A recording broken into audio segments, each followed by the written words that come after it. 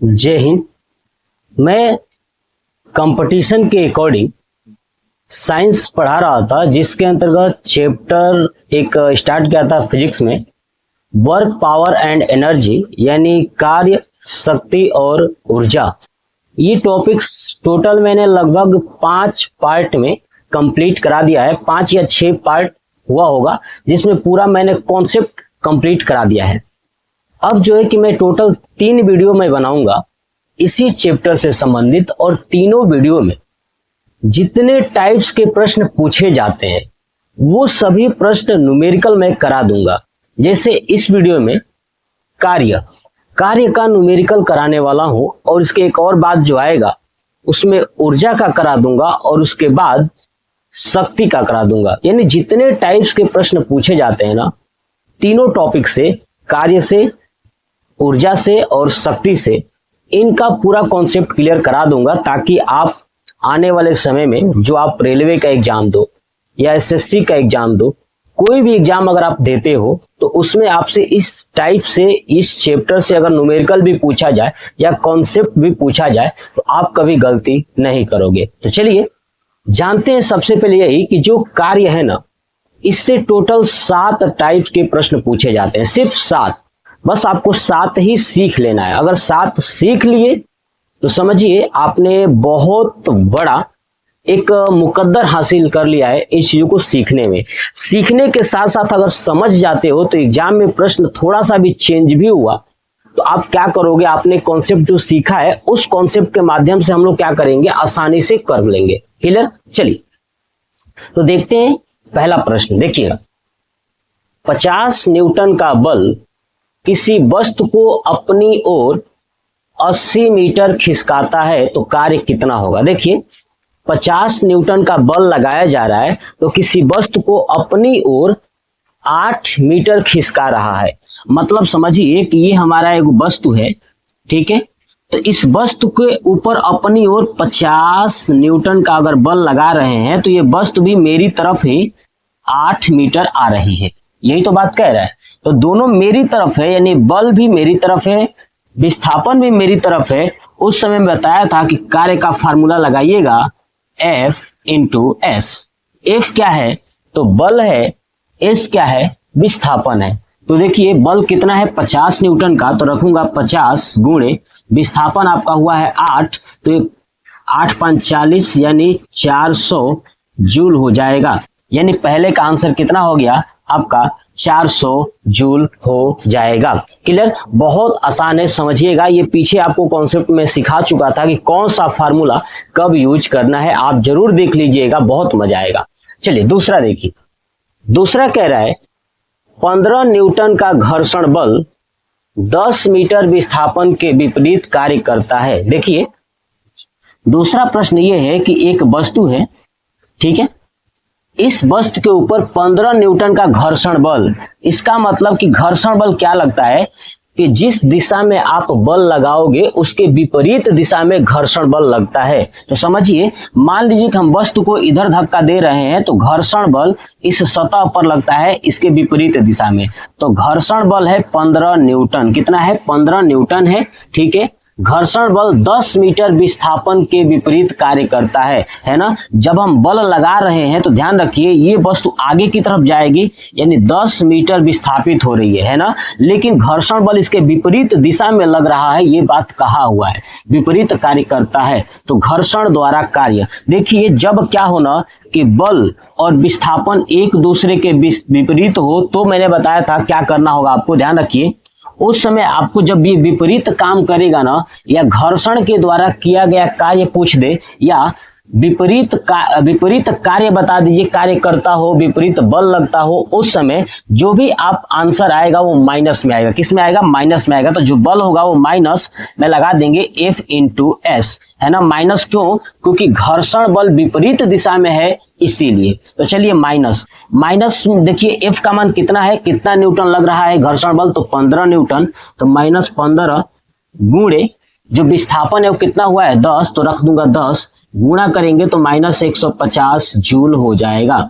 यानी जो विपरीत दिशा में घर्षण के द्वारा कार्य है वो माइनस 150 जूल हो जाएगा। ये दिमाग में याद कर लीजिए कि जब कार्य विपरीत होगा या घर्षण के द्वारा कार्य पूछेगा तो आंसर हमेशा माइनस में होगा। सेम फार्मूला वही रखना है, बस आंसर माइनस में होगा। चलिए, तो ये हो गया 2 प्रश्न। अब मैं इन दोनों को ऊपर से हटा देता हूं ताकि मैं आपको तीसरा ऊपर ही करके दिखा सकूं। ठीक है, मेरे पास जगह नहीं था इसलिए मैंने क्या किया था कि इसको नीचे किया। अब ये 2 प्रश्न हटेगा तो जगह बनेगा, ऊपर हम लोग करना सीखते हैं। देखिए, चलिए तीसरा देखिए प्रश्न।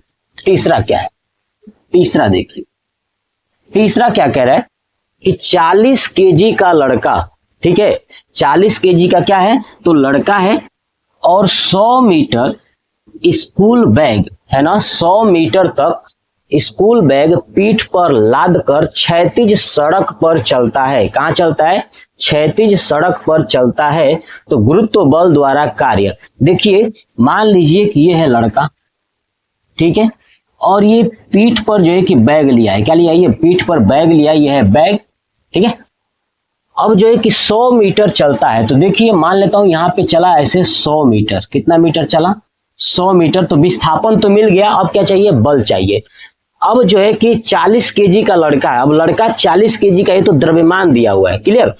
अब जो है कि चलता है तो गुरुत्व बल द्वारा कार्य। अब गुरुत्व बल पूछा, यहाँ पे बल क्या है? गुरुत्व बल। अब गुरुत्व बल कहाँ लग रहा है? तो देखिए ना, गुरुत्व बल इसका कहाँ लगेगा? नीचे की तरफ ना, यानी गुरुत्व बल नीचे की तरफ लग रहा है। कौन सा बल? तो गुरुत्व बल। अब हमसे पूछा है कि गुरुत्व बल के द्वारा कार्य। एक बात देखिए, विस्थापन आगे की तरफ हो रहा है ना, और बल नीचे की तरफ लग रहा है, यानी F नीचे की तरफ और विस्थापन। तो जब मैं बताया था कि ऐसा कंडीशन हो उस समय देखिएगा कि इनके बीच का कोण, बल और विस्थापन के बीच का कोण 90 डिग्री है। कितना डिग्री है? 90 डिग्री है। तो उस समय प्रश्न कुछ भी पूछे, जब जो है कि कोण का मान अगर 90 डिग्री आ जाता है तो याद रखिएगा जो उसका कार्य होगा ना वो हमेशा शून्य होगा। क्या होगा? कार्य हमेशा शून्य होगा। ये आपको समझना है। अगर आप समझ गए तो आसानी से कर लोगे। गुरुत्व बल के द्वारा पूछा है तो जो गुरुत्व बल हमेशा नीचे लगता है, जबकि लड़का आगे की तरफ जा रहा है, इसलिए इनके बीच में क्या लगेगा? तो 90 डिग्री का कोण होगा और 90 डिग्री के कारण इनका कार्य शून्य होगा। ये तीसरा टाइप्स का प्रश्न था। देखिए अब चौथा टाइप्स पूछा जाता है या कैसे प्रश्न कहता है कि 60 न्यूटन का बल। कितने न्यूटन का बल? आप नोट करते चलिएगा।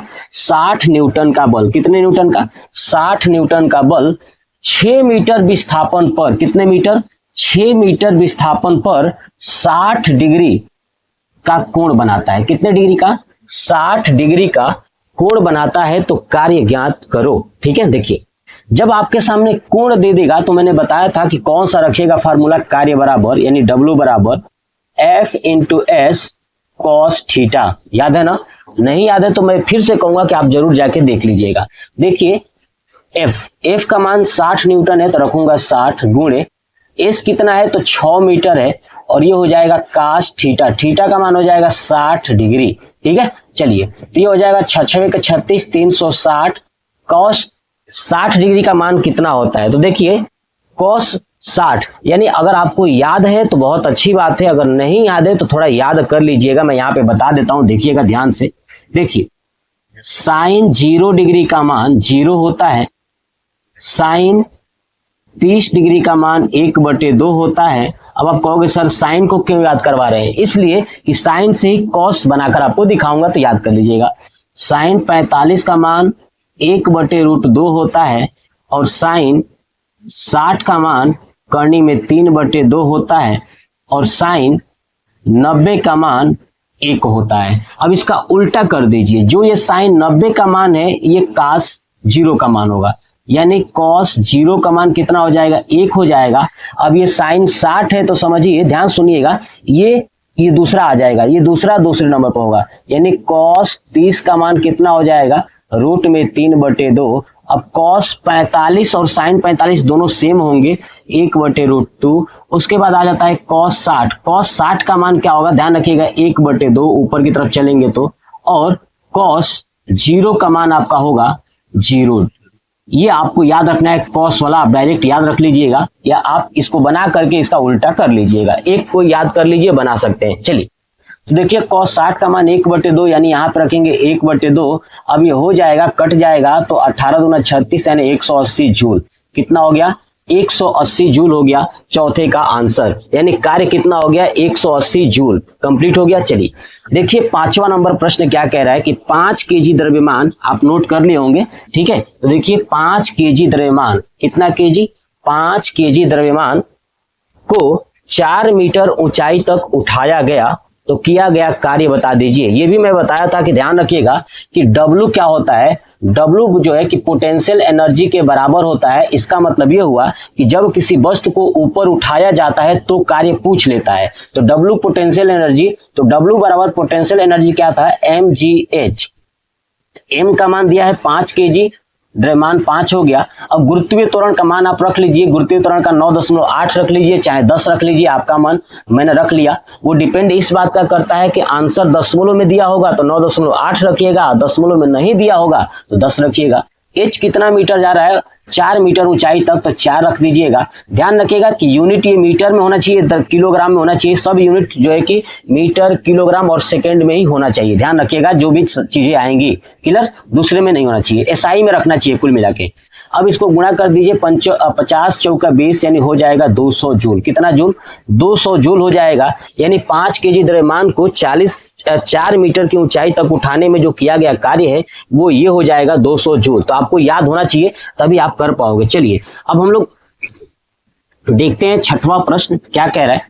कह रहा है एक स्प्रिंग को 10 सेंटीमीटर खींचने के लिए के बराबर 200 न्यूटन पर मीटर है तो किया गया कार्य। अब देखिए स्प्रिंग वाला, तो याद करिए मैं बताया था कि स्प्रिंग का जो पोटेंशियल एनर्जी होता है ना, यानी स्थितिज ऊर्जा होता है, वो होता है 1/2 kx², है ना, जहां पर k जो है कि नियतांक है तो इसका मान दिया हुआ है 200 न्यूटन पर मीटर, और x क्या है, तो आप कितना स्प्रिंग को खींच रहे हो। तो यहाँ पे देखिए एक स्प्रिंग को 10 सेंटीमीटर खींचा जा रहा है। कितना सेंटीमीटर, 10 सेंटीमीटर। अब आप ध्यान रखिए ये सेंटीमीटर में दिया है, यहाँ पे मीटर में दिया है, तो सेंटीमीटर को मीटर में चेंज कर लिए क्योंकि एसआई यूनिट यही है। तो 10 सेंटीमीटर बराबर कितना मीटर होगा, तो आपको मैं निकालना सिखा देता हूँ, देख लीजिए।